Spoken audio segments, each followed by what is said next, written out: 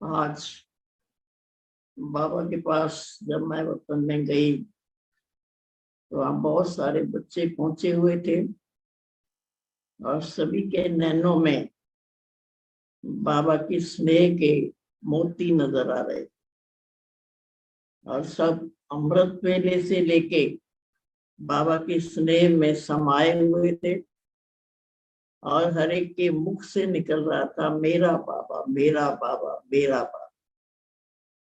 तो बाबा ने कहा कि आज बच्चे, आज का जो दिवस है स्मृति सो सामर्थ्य दिवस का, आज की स्मृति में रहने से जितनी जितनी आज सारा दिन तुम स्मृति में रहेंगे उतनी तुम्हारे में सामर्थ्य आएगी, शक्ति आएगी।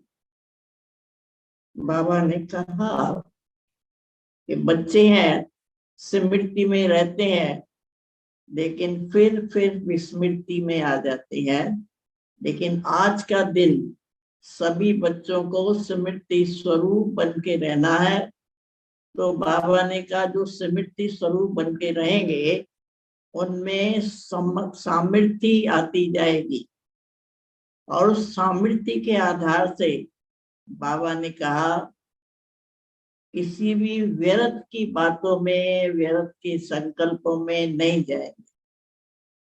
उसके बाद हमने बाबा को भोग स्वीकार कराया और बहुत सारे बच्चे थे जो मालाएं लेके आए थे, बाबा के गले में डाल रहे थे, फूल ले आए थे, गुलदस्ते लाए थे, बाबा को दे रहे थे और मिलन मना रहे थे, दृष्टि भी ले रहे थे और साथ साथ मुख से बोल नहीं रहे थे लेकिन उनके नैन बोल रहे थे, नैनों की भाषा थी। बाबा भी उन नैनों के द्वारा बच्चों को बहुत स्नेह दे रहे थे, शक्ति दे रहे थे। तो बाबा ने कहा कि बच्चे जब स्नेह से मुझे याद करते हैं तो स्नेह का रिटर्न बाबा देता है। स्नेह का रिटर्न क्या है कि बाबा तुमको वरदान देता है। तो आज का दिन है, स्नेही बच्चे बाबा से वरदानों के भंडार भर के ले लो, वरदान जितने चाहिए। बाबा ने कहा आज बाबा से भंडार ले लो, इतने भंडार ले लो जो भरपूर बन जाओ। वैसे भी बाबा तुम बच्चों को वरदान देते हैं, लेकिन आज का दिवस बाबा ने कहा कि सारे भंडार खुले हुए हैं, जिसको जो वरदान चाहिए वो ले सकता है। बाबा ने कहा वरदान कभी मांगा नहीं जाता है, लेकिन वरदान अपने आप ही मिलता है। लेकिन जो बच्चे सदा स्नेही बन के रहते हैं और आज भी सारा दिन स्नेह में समाये रहेंगे, उनको वरदानों का अनुभव होगा। तो बाबा ने कहा कि तुम बच्चों को अनेक वरदान बाबा ने दिए हैं और उन वरदानों के आधार से तुम पुरुषार्थ करते हो, चलते हो और उन वरदानों के आधार से जीवन में सहज योगी का अनुभव भी करते हो। उसके बाद बाबा ने कहा कि वर्तमान समय, बाबा ने कहा कि तुम बच्चों को अब बेहद की वैराग्य वृत्ति होनी चाहिए। बाबा ने कहा जो समय चल रहा है, इस समय में सब बच्चों को बेहद की वैराग्य वृत्ति को धारण करना है।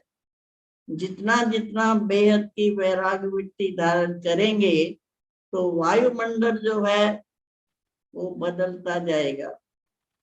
और बाबा ने कहा उस वैराग्य वृत्ति के कारण तुम्हारा बुद्धि योग बाबा के साथ भी सहज लगेगा। फिर बाबा ने कहा कि जब शुरू शुरू में यज्ञ स्थापन हुआ, यज्ञ के स्थापना के टाइम पर साधन नहीं थे लेकिन साधना थी। और आज के समय में सभी बच्चों के पास सब साधन प्राप्त है। साधनों के आधार से बाबा ने कहा साधनों में किसी भी बच्चे को कमी नहीं है, परंतु साधनों के साथ साधना की कमी है। तो बाबा ने कहा जो 14 वर्ष शुरू में जिन बच्चों ने 14 वर्ष जितना जितना से बाबा ने कहा बेहद की वैराग्य वृत्ति उस समय थी, उसके आधार से पुरुषार्थ किया। तो बाबा ने कहा कि साधन कम थे लेकिन साधना ज्यादा थी, और वर्तमान समय पर साधन ज्यादा है। साधन होते हुए भी बाबा ने कहा तुम्हारी साधना जो है बेहद की साधना, बाबा ने कहा पावरफुल साधना करो।